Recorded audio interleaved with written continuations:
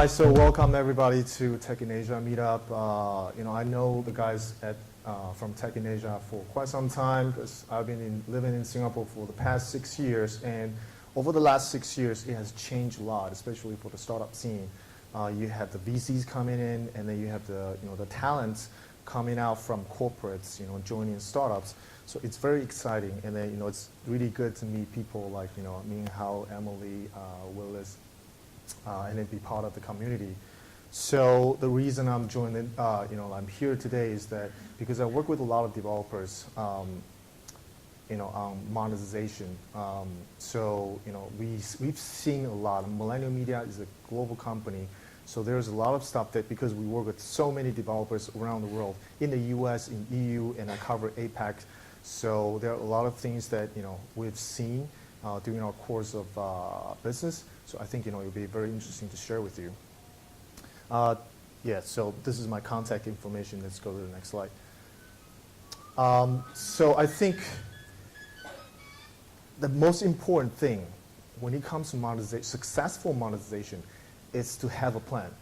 I know it's very easy to say, just say that, like saying it's much more easier than doing, but a lot of developers that I meet, they ended up don't have a plan when they start, coming up with their applications or games, and they ended up, don't have the best, I would say, results. The expectations was high, or and then it ended up not being great. That's all because they don't have a plan.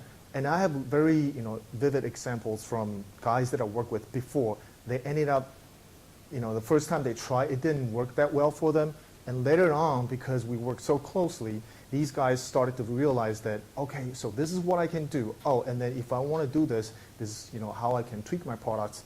And then they ended up having a successful plan. So this is kind of like hindsight, but it is very true. Basically, while the Meetup today's talk, I'll cover 3 main models.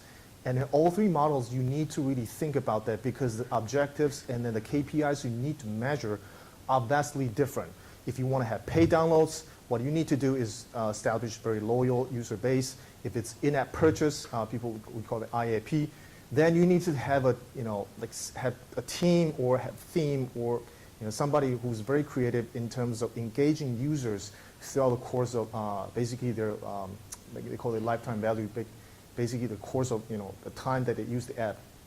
And if it's advertising, then you have a completely different strategy. What you want is actually to get users hooked on the game and then use it for a very long time. And what you want to generate is actually a lot of impressions. So basically, you want users to either stay in the app a lot, or there's a lot of opportunity to show ads. So every objective is very different, and you really need to have a plan or know what you're doing, because then you can drive different directions to achieve success.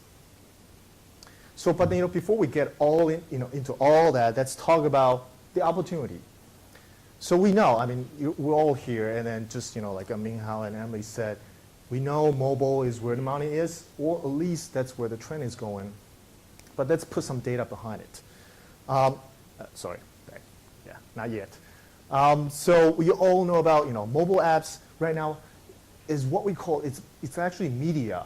I would say 2 to 3 years ago, we didn't really think about mobile as a media. We think when we talk about that, we think, oh, applications are they are games.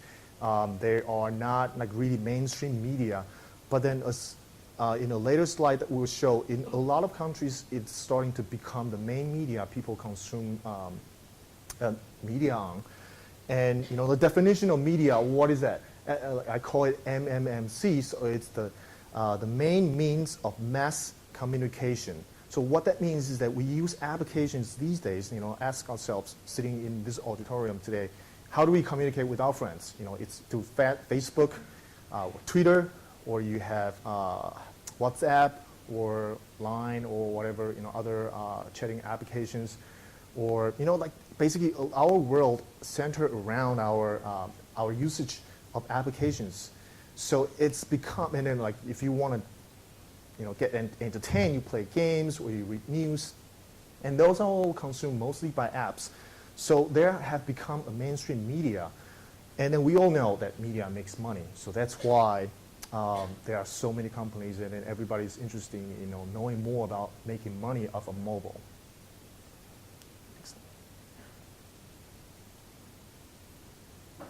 Evans? Yes. So if you want to talk about opportunity, you really want to think about the user base. How big it is it? I'll be upfront. I love Android. I came from iOS, and then I find that starting to get not so interesting, and then I love Android more. And that's not because that's not the reason why I showed this slide. It's actually because I work in APAC. I cover the APAC region, and I realized that a lot of countries like China, Japan, Korea, Indonesia, we have data to back up that there are a lot more users using Android than iOS. So, like as you can see here, I mean, the trajectory of Android user base is taking off. It just it's like skyrocketed, and I don't think the momentum is slowing down because it's an open ecosystem, so anybody can come in and then take that operating system and put them on their phone. So that's why there's a lot more choices, and then in emerging markets especially, it's more acceptable because the price range is more, I would say, flexible. But that doesn't mean that iOS is not a bad platform. Still, it's really good. Like a lot of most of the users are very loyal to iOS, and they tend to spend more money on iOS when it comes to purchasing digital stuff. Next slide. And then this slide is also, I forgot to mention, the previous slide was from Mary Meeker. She's from a main VC firm, KPCV. And this slide shows the smartphone penetration rate by country. So you can see the top ones is China. China, like right now, because I work with developers in APAC. But in terms of generating impressions, China is just off the chart. A developer that I work with who's from Taiwan, their impressions went from less than 100 million. They launched a new game, and that game, was very popular in Taiwan, Hong Kong, and then it started getting more popular in, propagated through Asia, Europe, and then to the U.S. But still, about a month later, their Chinese impressions is just, is number one. Basically, the second was US, and they do about 5 times more impressions in China than in the US. So you can see the power of population, I would say. But what's interesting here, if you go through all the countries, you have China, you have USA, you have Japan, and you have this, like right here, smartphone percentage of total subscribers. If you're not in the industry, if you are in the industry, you can see kind of like why these numbers actually stand out to you, and they make some other different put these numbers in different contexts. Because from I work with a lot of developers, especially from China. They love making IAP games. So because in China, like nobody pays for applications. If you want to sell an app in China, you're actually, I think you're crazy, because people they're not going to pay for it. They're actually, if you put a paid game out there or a paid app, they're gonna copy that, and then it's just the way that it is. So they realize that I need to either use advertising, or I'm gonna have to use IAP, and then they love this IAP idea because I think in Asia there are more hardcore gamers. This is how they put it, hardcore gamers, and then in the West they call it the whales. Basically, users who are hooked on these games, and then they, they would spend, believe me or not, like $100 every month, US dollars, and sometimes more, on getting like items or power-ups, whatever, and then they're willing to pay for that, those kind of things. And then the other thing is that's for IAP, and the other is mobile advertising. So these numbers, they all, like if you look at USA, any country that reaches, this is just my gut feeling from looking at all these countries. Like if you have a penetration rate for at about like 40 to 50%, advertising is great. IAP is great for some reason. So USA, one of the highest ARPU country, and the advertising dollar is flowing. And then currently most of our ad revenue is from the US. So if you look at all these countries, USA, China, a lot of impressions, a lot of users, but their penetration rate is so low. Well, not so low, it's still low on the lower end. So mobile advertising is not that great. USA, mobile advertising great. IAP also pretty good. Japan, it's crazy mobile advertising dollar. There's a ton of that. That's why we opened our Japanese office recently. And then we all know, like Gung Ho, you have Degree, DNA, Cyber Agent. They all make crazy amount of money from IAP. And that's just because the penetration rate is so high. Users are so adapted to living and breathing mobile devices. So they're willing to spend money or interact with ads. So there's a very robust ecosystem over there. UK, same thing. Advertising IAP, a lot of, I have a lot of developers who have very good UK traffic. Basically, they have a lot of users over there. And then they tend to receive a lot of advertising dollars from UK as well. So all these, if I say advertising, USA is great. UK, 45, awesome. Korea, also really good. That's France. France starting to do pretty well. Australia, one of the biggest advertising market for us. Canada as well. If you go down here, again, Netherlands, Scandinavian countries, also there's a lot of advertising dollars flowing around there. And then the same thing can almost be said about IAP as well. So that's just kind of like a snapshot of different countries and then how they behave when it comes to monetization for you. And this is just, we don't need to look at this to understand that we spend more time on mobile than other media. But, it's always good to put some data behind our claims. So this is by eMarketer. So, looking at TV is steadily it's growing, but at a very slow rate. Online is growing, as we know. Radio is declining a little bit. Mobile is the only medium that is growing at a breakneck rate. So we talked about opportunities. Now let's talk about how do we tackle these opportunities. So the first thing I said is to have a plan. But how do you have a plan, right? It's easy to say that, but what are the steps I need to go through to have a plan?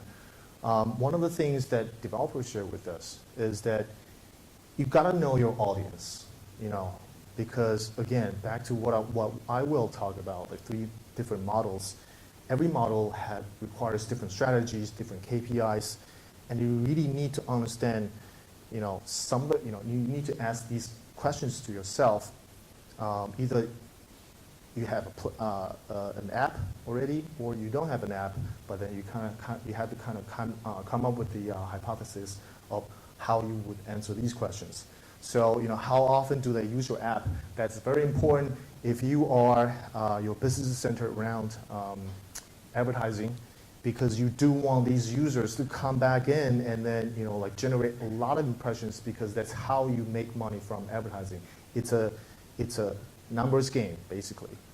And also for IAP too, because you want the more often they use your app, the more likely you have opportunities to upsell them, to make them entice them to purchase items in game. Where are they located?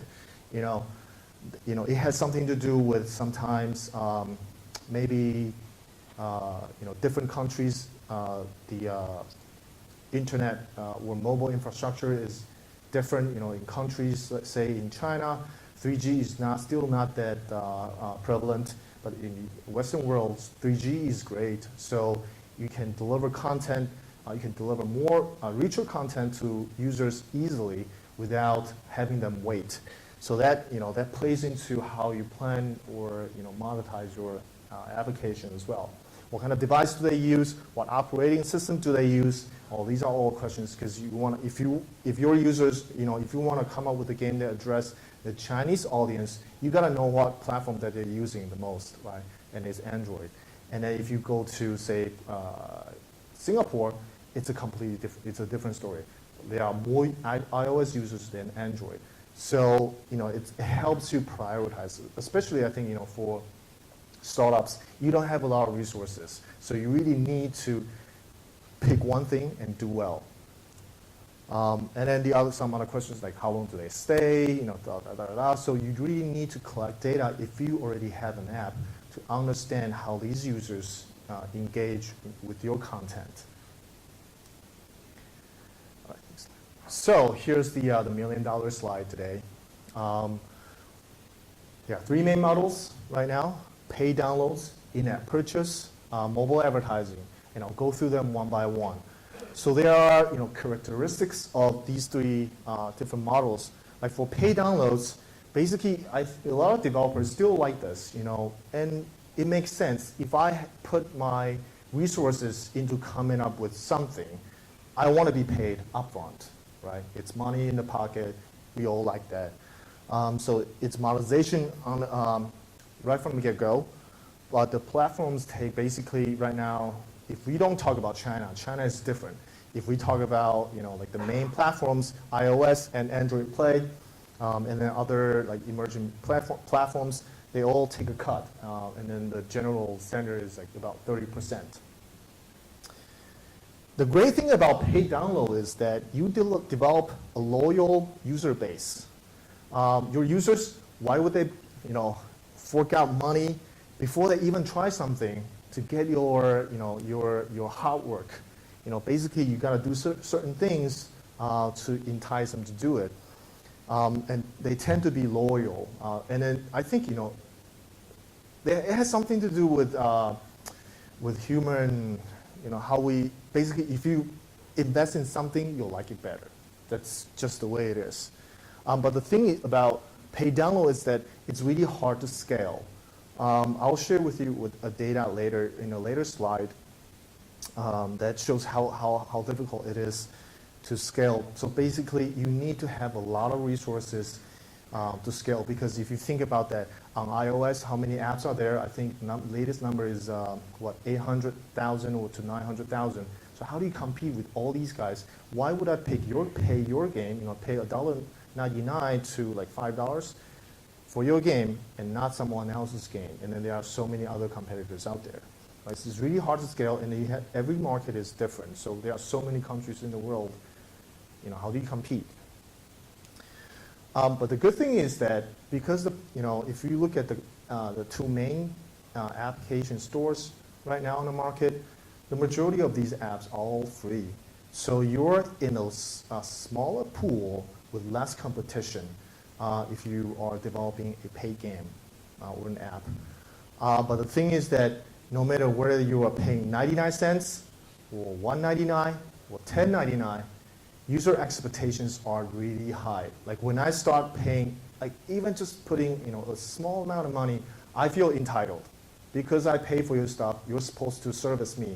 You need to update this app regularly. If there's a bug, I expect you to fix it right away. I actually sometimes expect fixes from like free apps too, but then I would ask nicely. But then if it's a paid app and you don't fix it right away, I get pissed. Well, ask yourself this. I mean, I actually pay for a lot of applications, and then I try to be nice, but sometimes I just feel that I am entitled. That's just the way it is. So that's paid download. And then the other one is, there are a lot of companies that are very successful with this model. I don't know, you guys heard about Supercell. It's also a very good partner of ours. Supercell went on to raise how much money? I don't remember. 700 million, is it right? I don't know.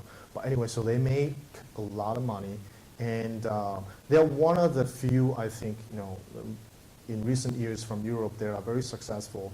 But then in mobile social gaming world, the Japanese companies are really, they are for some reason they are really good, and then it's because of they all started in Japan, and Japan is just kind of like a parallel universe. How they use their mobile phones are completely different from the rest of the world.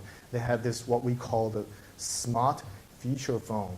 So these are basically phones that run Flash. So they have like rich media capability, but then they are kind of dumb in some way if you compare it to a regular iPhone or an Android phone. But anyway, so from Japan you have the Gung Ho. Gung Ho, I think their market cap is about like 3-point-something million. The DNA, Gree, Cyber Agent, all these companies, they all developed these models. If you actually these models to make money through in-app purchase. And then if you read, Tech in Asia blog, you always see that in report on Gung Ho, Gree, DNA, what they're doing. So the characteristics of in-app purchase is its native in-game enhancements to drive up sales. And then you can see, the power-ups or whatever items that you buy, ranging from 99 cents to $99. $99 actually is a limitation imposed by the stores. Just think about it, like why would I pay something like $99 to get an item? But if you get 10 people, like if you have like say 1,000 people, and 10 people out of that 100, out of that 1,000, that's basically 1% conversion rate, and then that 1% pays for that $99 item, you make how much money? That's kind of interesting to, when you put it in perspective. You don't need everybody to pay for that, but you just need to find those whales who are hardcore gamers. So basically, that for IAP, I think there are a lot of models, but then basically I think they all kind of prey on users' impatience. So basically, or I want to stand out. If I'm impatient, I don't want to wait. Basically, what these IAP games do is basically make you wait. These days, if you play Candy Crush, right? They give you 5 lives. You play the game, and if you don't pass, then you gotta wait like 20 minutes, 30 minutes. But then if you're impatient, then you will pay to get more lives and stuff like that. So it's preying on impatience and then instant gratification. But the caveat is that it's really hard to find the sweet spot for whales and minnows. So basically, minnows are the users who will never pay, who are the majority of your user base. But the hardcore gamers, typically they will make up between, I've heard different figures, ranging from like 5%, 10% to 20%, but then they'll probably make up 70% to sometimes even more of your total revenue. And then, like what I'm trying to say here, it's hard to find a sweet spot is that you can end up, pissing off your users. If you follow the game news, you'll realize that EA for their game, what was it? Some like a racing game. I forgot the name, but they ended. Yeah, but anyway, so one of the very famous franchise, they ended up like whatever you do, basically you gotta pay. You gotta buy the car, you gotta buy the track, you buy the and then users just can't really enjoy it because when you have an in-app purchase game, like you need to think about, you have to cater to your free users too. Because these are the users who are giving you a lot of good reviews. You need to make them happy even though they're not paying you any cent. You still need them there to make your rank look good. Because when a user comes on to a store to download, they will look at how many people have reviewed this game, how what kind of like is it 5-star, is it 4-star, is it 1-star, and then the more reviews are there, I tend to think that if there are more reviews, it's better, because a lot more people have tried it. So you still need to cater to these 3 users, and you piss them off. Just think about that. You have one, like say 10 paid users who actually pay for you by in-app purchase, but then the rest of the 90 they don't pay. And if they're not happy, you have 90 people writing bad reviews about it. And what we tend to do is that if I like something, I won't spend the time to write a review. But if I hate something, I will write something. So that's why if you go, typically, if you're a developer, you tend to find that for your first release, anything that doesn't work, somebody will write something about that. 1 star, if you fix this, then it's 5 star. But then right now it's 1 star. But then if somebody who likes it, they just use it as is, right? I mean, I don't need really. You actually have to building this feedback loop for them to come back. That's why to review you. So that's why you see a lot of applications these days would say, hey, do you like our app? Comment rating 5 stars, something like that. So users tend to emphasize on the negativity than the positivity. So it's, again, back to this point, is you need to find the point where free users can get to enjoy the game and also make these whales willing to pay and continue to pay. And the other question you need to, hurdle you need to address is that how do I make more users, drive up my user base and make more users pay? So that's, in a nutshell, it's in-app purchase. And lastly, we have mobile advertising. So for mobile advertising, it's almost like an easy way out. Because for mobile advertising, what you do then is that you work with a partner, and then they're your business partners. You don't need to think about how do you get business. All you need to do is focus on developing your product and then make more users download your app, use it more. That's all. You can focus solely on making your app better, and then you have a business partner who takes care of making money for you. So basically, what you're doing is monetizing your the 99%. Because if you have an app that's and then that's paid or there's in-app purchase, you will realize that majority, at least 80% of user base is free users. And then typically how it's executed is via plug-and-play banners, and then that delivers rich media, video ads, and then when we say plug-and-play, it's basically you drop the SDK into your application, compile it, and then that SDK takes care of all the displaying, the serving ads, all the aspects. You don't have to worry about that. The good thing is about it delivers targeted ads via location and demographic metadata if you pass those data back to the network, and then those are the ways for you to drive up your revenue. How do you optimize and increase your revenue from advertising? And I'll talk more about, because I'm from the advertising world, so I'll tell you more about how to optimize on the mobile advertising aspect. So I'm going to talk, in the next few slides, I'm going to talk about individually paid downloads, in-app purchase, and mobile advertising. Let's go to the next slide. So there are some examples here. I mean, obviously, they are not, these are just kind of like, these are our partners that work with us who happen to have paid apps, in-app purchase, and mobile advertising. So they use all three. And this is, I don't know whether you can read this, but then if you look at this, you'll realize that it's Draw Something. Draw Something was pretty popular, I would say a year ago. It was all the rage, and now they kind of died down. They're coming out with Draw Something 2, so hopefully that one will do a lot better. But again, if you look at this, like, would you pay $2.99 to buy a game like this? I think the answer is not really. Not a lot of people would do that. So they ended up. So that's why they have another way to extract money from users, which is by in-app purchase.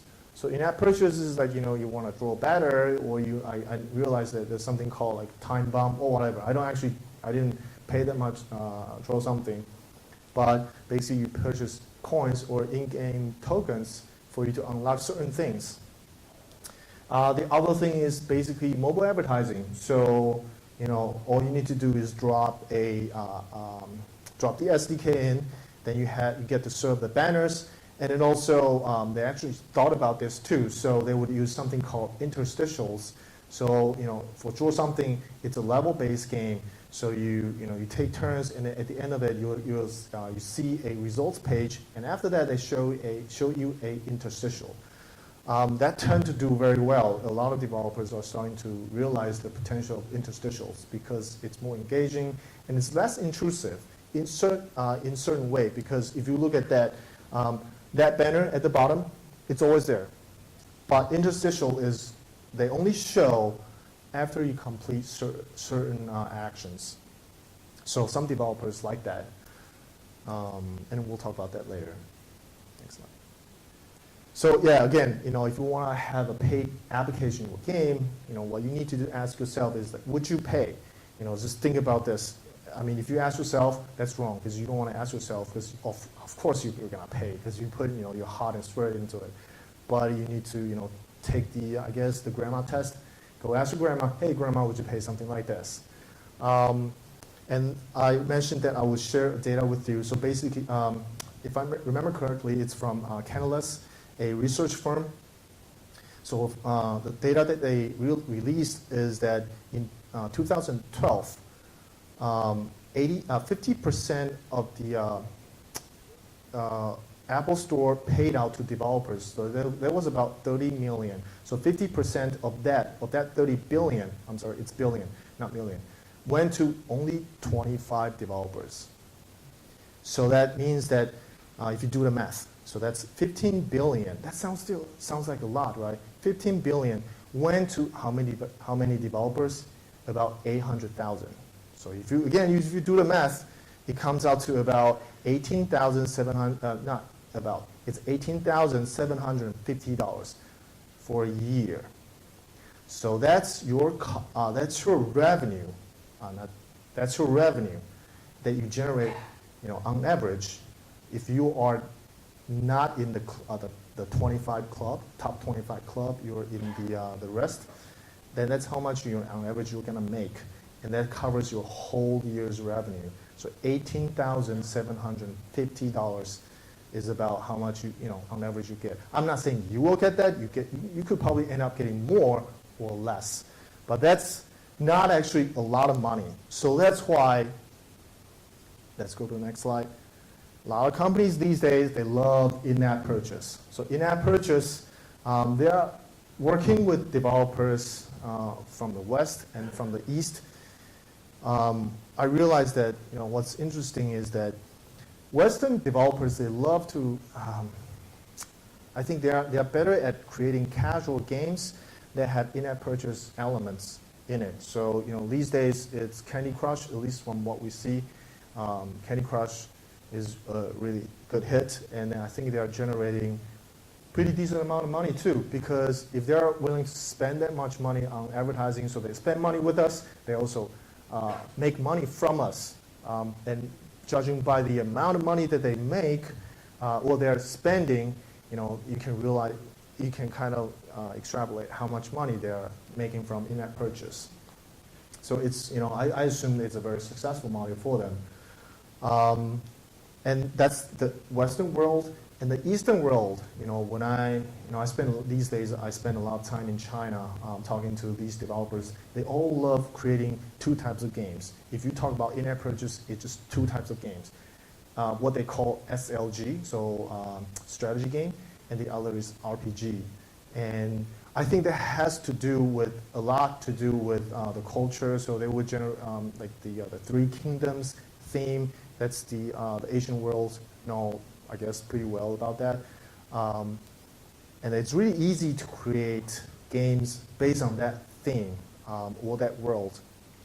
So SLG and then RPG is basically all what they're doing. Majority of, I would say, 8 out of 10 companies that I talk to, they are doing in-app purchase, creating games in those areas. And there are some other models available for in-app purchase, like magazine, newspapers, but then that's generally media companies' strategy. But again, a lot of times, for application developers, IAP doesn't really work. Application, I mean, a utility type. It's really games that would benefit from in-app purchase. And I'm missing one slide actually. I don't know, but anyway, so the next slide is, I guess you can advance it. It's basically advertising. So advertising is it's big. You know, based on eMarketer's latest data, mobile advertising is an $8.41 billion business market worldwide.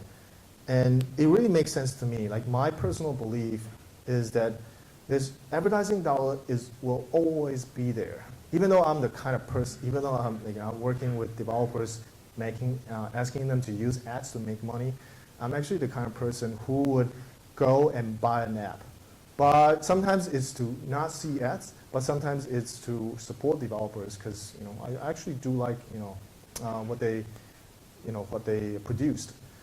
But the advertising, talking to a lot of companies, a lot of developers, everybody, like when you have an app, you definitely want somebody to know about it, but you can't really walk on the street to do, just shout and hey, I have a new app, go download it and expect to scale it.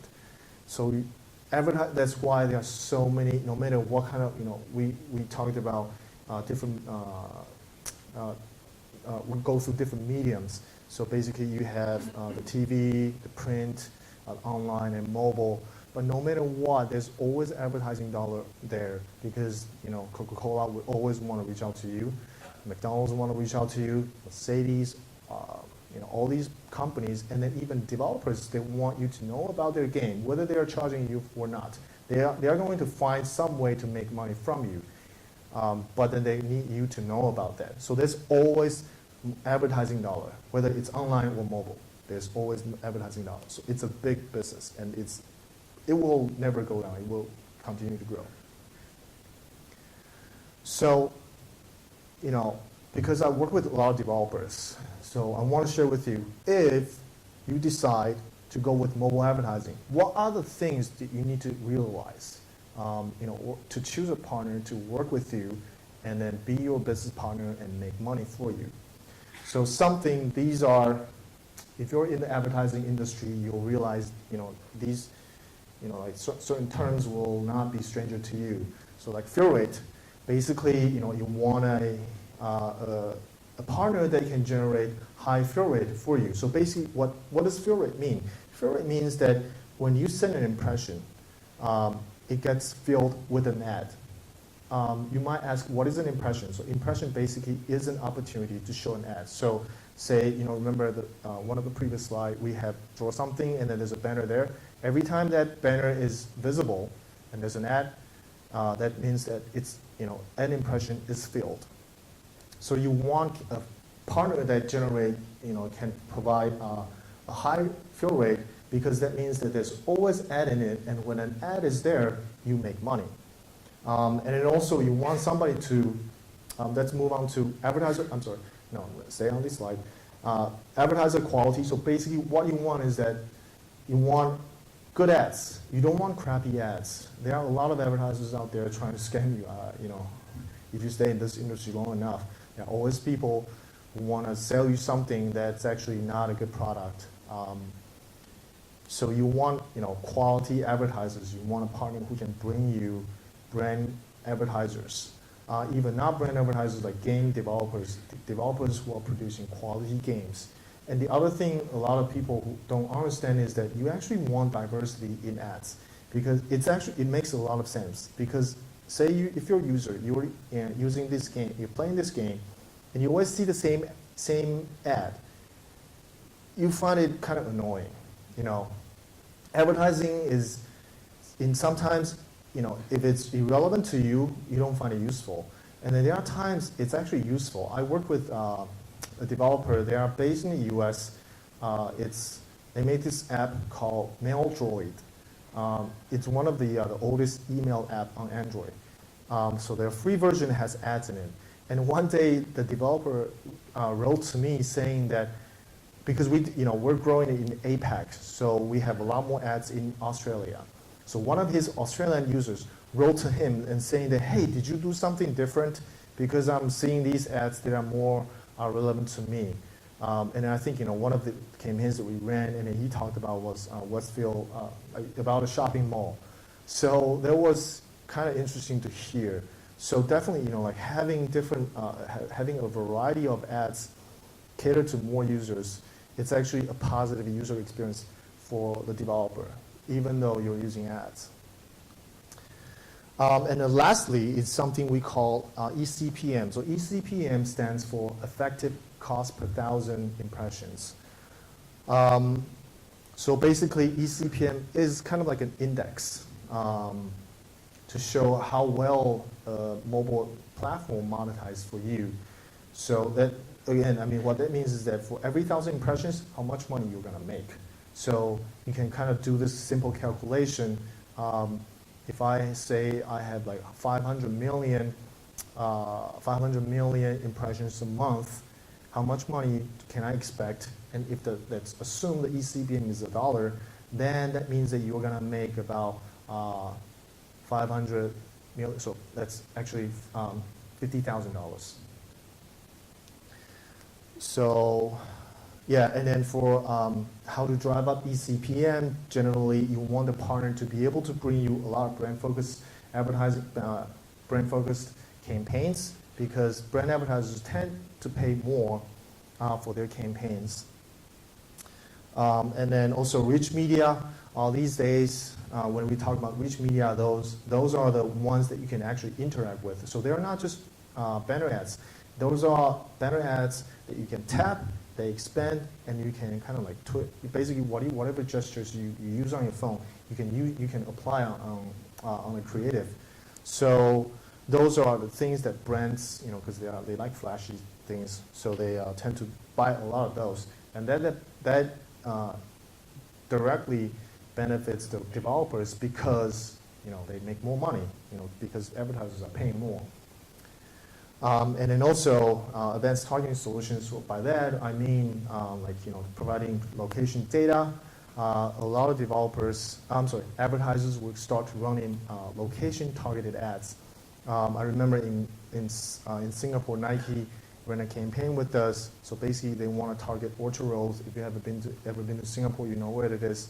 It's a main shopping street. They want to target people on Orchard Road to promote their new shoes or something. But then because they want such a specific targeting, they're willing to pay a lot more dollars for that. And our developers basically, who had Singapore traffic, basically generate benefit from that campaign a lot. So back to what I was saying in the beginning, have a plan. Really, I mean, it's really important. I mean, you can make a lot of mistakes, but learn from that mistakes, and next time you do it, have a plan. If you want to use advertising, you want to integrate ads as early in your development process. I have a developer. These guys, they are called InZen Studio. So they are a new developer. They consulted me right before, even when they were conceptualizing the whole game idea. So they know when is the best place to place a banner, when is the best place to insert an interstitial. So they don't have to do this after they release the game and understand, oh, okay, so this is where I can do this. Okay, let me do that now. But then, in the meantime, what's happening is that you're losing money because those users are playing your game, and but then you don't have the best implementation, and you lost money on that. You're basically leaving money on the table. And also, you want to test that because this is technology. I mean, you are dealing with software. Typically, what we do is we provide you with an SDK, and that SDK, and this is just unique to us. Work with other partners; they also use SDKs. Because SDKs are capable of delivering rich media, video ads. You want to integrate it into your testing plan to make sure the ads are showing correctly.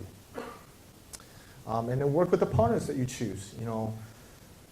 I think all of us in the same, whether it's our competitors or us, we're all happy to work with our developers. Actually, it's like for me, for my team, my job is actually, I like to put it this way. My job is to hand out paychecks. That's basically what I'm doing. I work with developers. I make them money. So every month, advertisers give us money. We do the revenue share, and I give out the paycheck to developers. That's basically what we do. And other businesses in the same, other companies in the same business are doing the same thing. So I'm pretty sure they'll be happy to work with you. Just consult them. So how do you, one of the things that I always tell my developers, and I'm pretty sure my competitors say the same thing, is basically you want to incorporate as many formats as possible. And why is that? Actually, I'll give you perspective from developers, from advertisers. The advertisers, when they buy, they always buy this, banner ads. Why? Because banner ads is the most compatible. It runs no matter what kind of phone you're using. They are all, I would say 99% of them are able to provide banner ads, or to deliver banner ads.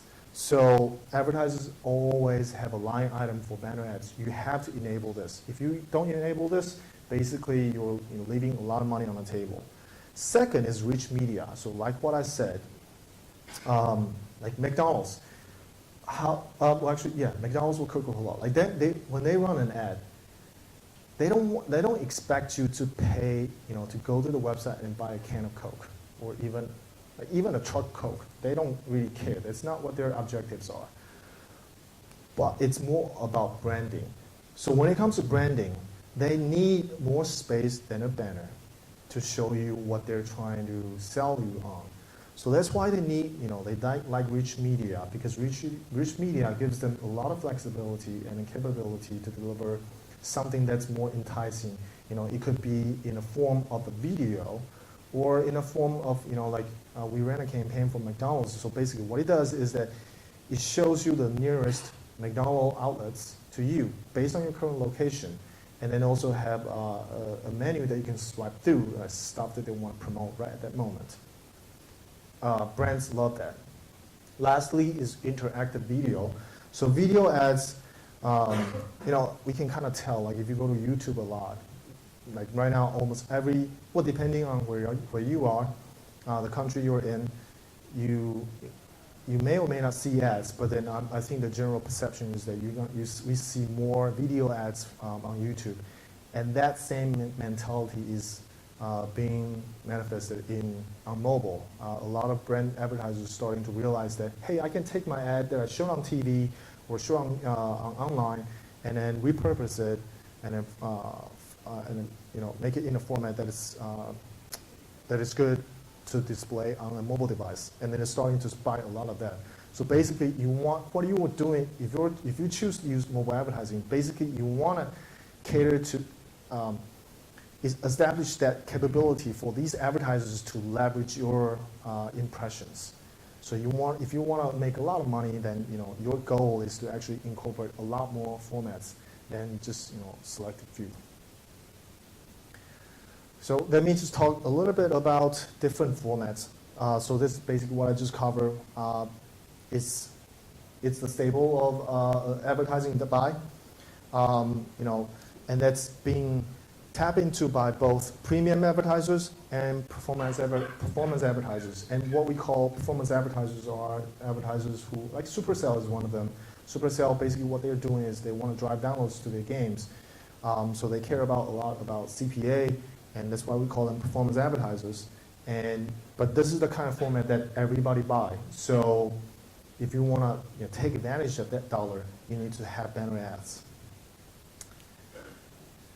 And then also, lastly, and that's why they have a really high fill rate compared to other formats. Next, yeah. Rich media ads. This is one of the form. You can. This is I don't remember what it is. Westfield. Something, but anyway, so you can do something like that, and then basically, Westin Hotel.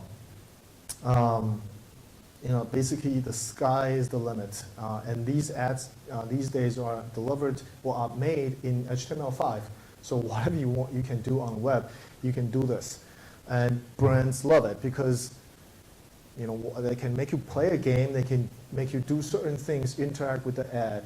And then to make that brand more sticky with you. So it's a higher visibility opportunity to maximize exposure and then generate buzz for brands. And it's very flexible, even though it takes more resources to create, but because of what it can deliver, brands like it. And then this is mostly utilized by premium brand advertisers.